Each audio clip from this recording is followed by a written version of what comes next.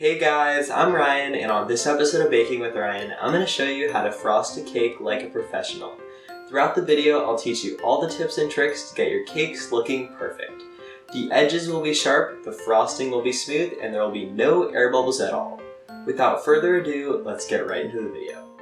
The tools that you'll need are an ice cream scoop, a small offset spatula, a large offset spatula, a bench scraper, and a level.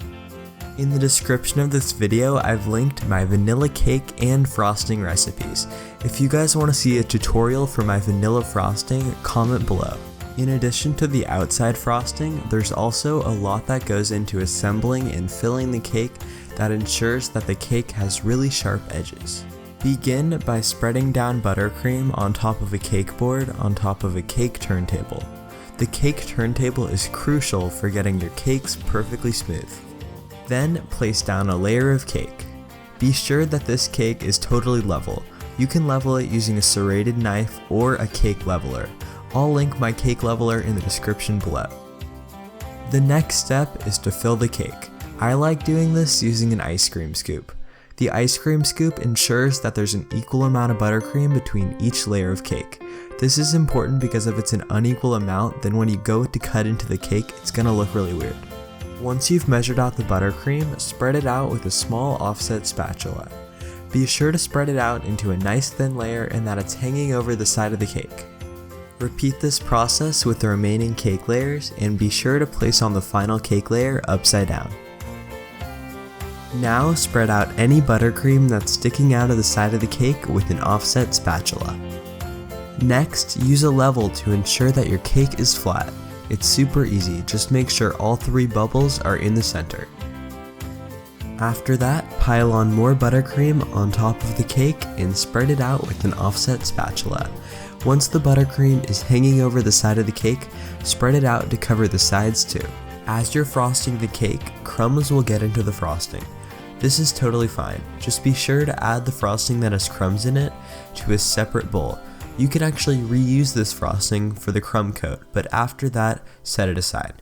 As you're doing this coat of buttercream, keep in mind that it's totally fine if crumbs are showing through. I've actually never done this coat without crumbs showing through.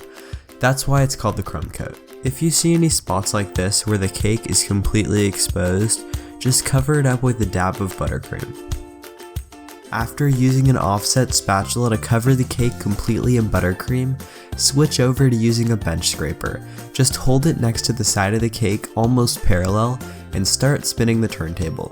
Don't move the bench scraper, only move the turntable.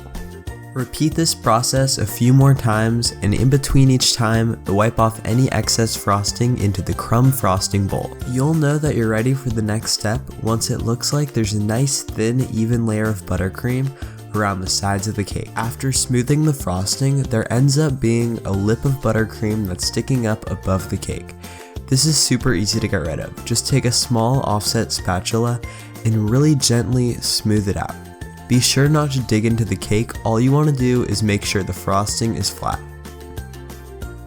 And there you go, the crumb coat is complete.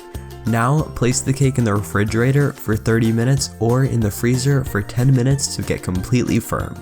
The next coat of buttercream is going to be done exactly like the first. Begin by using a spatula to pile on buttercream on top of the cake. This time add about twice as much as you did for the crumb coat. A common mistake while frosting the second coat of buttercream is leaving way too much buttercream on top. Sometimes without even noticing, I leave an entire inch of buttercream on top, so be sure to evenly distribute the buttercream all over the cake. Don't worry about the buttercream being smooth right now, just make sure that it's entirely covering the cake. Then, hold a bench scraper next to the side of the cake. Begin spinning the turntable. A tip that I have that makes a huge difference is holding the bench scraper parallel to the cake. If you hold it so the edge of the bench scraper is digging into the frosting, it's not going to end up being as smooth, so be sure to hold it so the side is hitting the frosting. After going around a few times with a bench scraper, you're going to see some air bubbles like this. Don't worry, now take a small offset spatula and fill them in individually. Then take the bench scraper and repeat the process.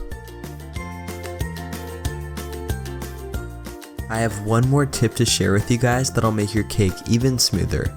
Dip the bench scraper in some hot water and immediately dry it off with a towel. Then, before it cools down, run it around the cake one more time. This will eliminate any air bubbles. The final step in frosting the cake is getting those really sharp edges. Begin by holding a bench scraper right up to the frosting that's sticking up, then gently smooth it out. Repeat this process all the way around and then switch over to a small offset spatula to get any frosting that's still sticking up.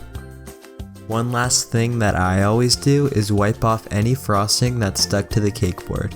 This will leave your cake with a much cleaner appearance, and it's a really little thing that you can do, but it makes a really big difference.